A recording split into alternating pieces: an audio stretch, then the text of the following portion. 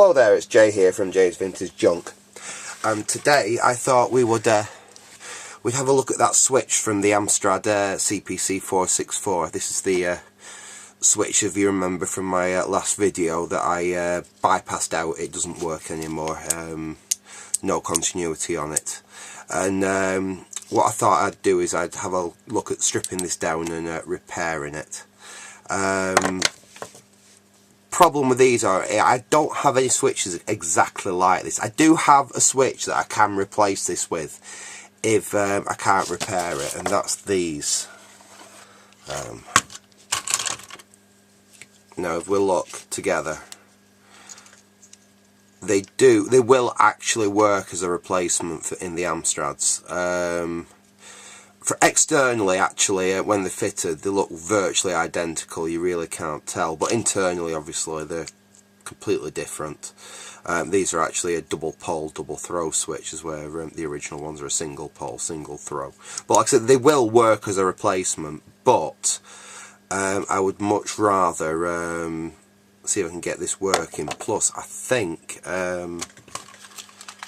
yeah, I've only actually got 2 of them left, so I'd rather keep them for when there is no chance of actually getting the original switch going.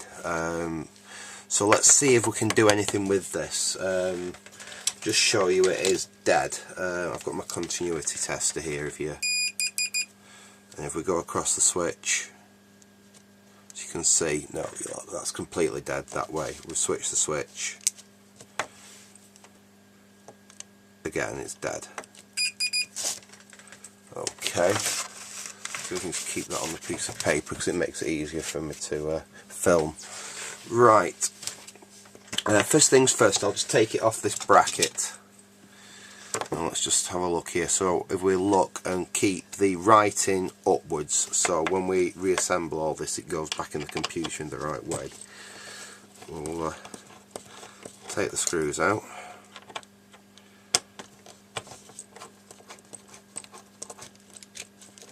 Okay, put them in the pot with the other bits I've already taken off the computer. Now, first thing to do is we need to disassemble the switch. And now this is held together. Get something to pry it with some little clips, 1, 2, and then we've got 3 and 4. We need to release them so we can actually get the switch apart. Now, what I usually use is just a pair of these. Now you have to go really careful when you're doing this, otherwise you risk either breaking this little tab off, or cracking the actual plastic, or slipping and taking a chunk out of your finger. But if we just go in there with them and gently ease it up like that, just so it's straight, and the same on this side, just gently ease it out. Be careful. Oops, there we go. Ease that out a little bit more. There's quite some tension on that because there's a spring inside. And this side's the same. If we push it down and we just gently ease that out like that. And the same there. Oops. Have to be careful because this is a thermosetting plastic. It is quite fragile actually. And now we should be able to take the switch apart. You've got to be careful and make sure you see how it comes apart. We just slowly bring that out. And there we go, that's the top of the switch, that's the slider there. If we look inside, that in there is the rocker. Now, we can ease that out off its mountings and just get that out. And what we need to do is just clean up all these contacts in there. And what we will start with is cotton bud. And this is just isopropyl.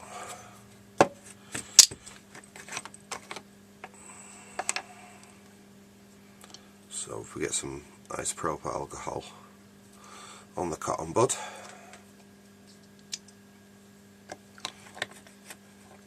away,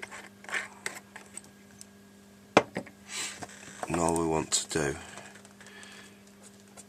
is clean all the tarnish and all the crud off these contacts. That's looking a lot better already. And here,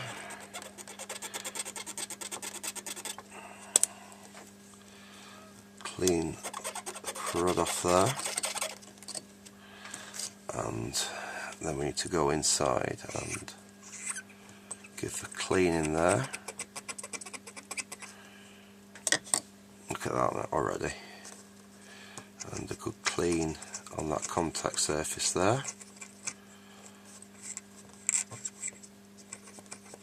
Get all the crap off it. Then we'll give them a quick polish.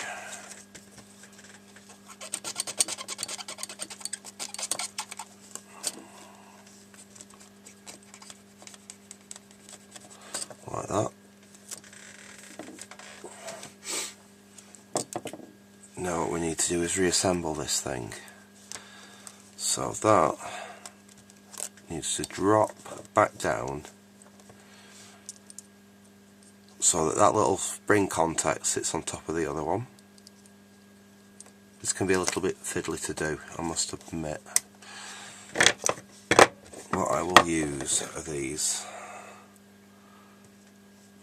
Oops.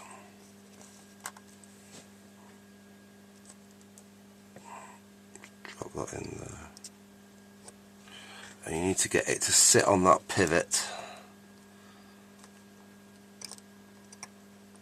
So push it along a little bit. There we go, that's sitting back in its pivot. We take the top of the switch, close that back up, make sure that goes back down. Okay, now we'll take a pair of pliers. We can re-crimp these tags back over.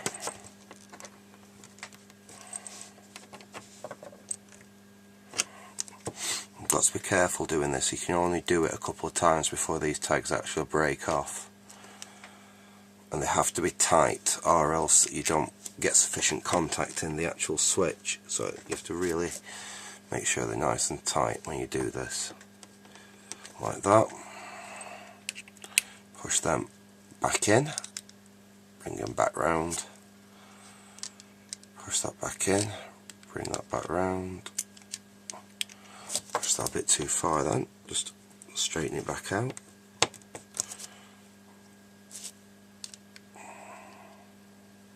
There we go, and there we are, that's the switch back together. But the moment of truth, of course, does it work?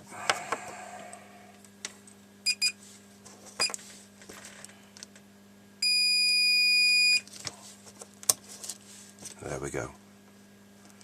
So off,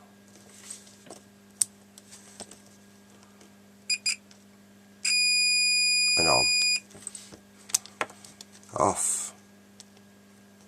In fact, let me see if I can do this one-handed. Let's see if we can be clever here. If I hold them on there, and then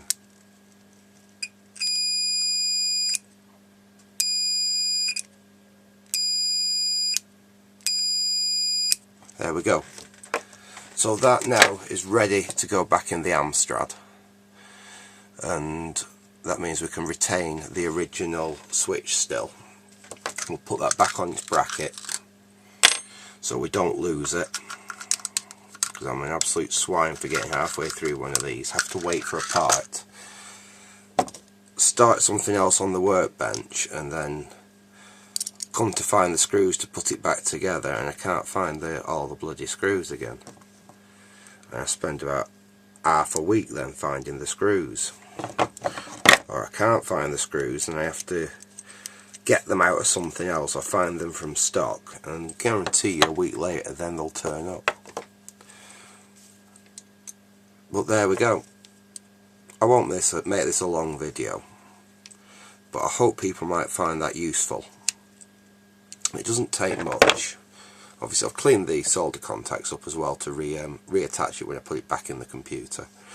But there we go, that's how to rebuild the switch in an Amstrad CPC 464, and I believe this is exactly the same switch in the 6128, so it should be useful for that as well. So I hope you enjoyed that, so thanks for watching, and goodbye.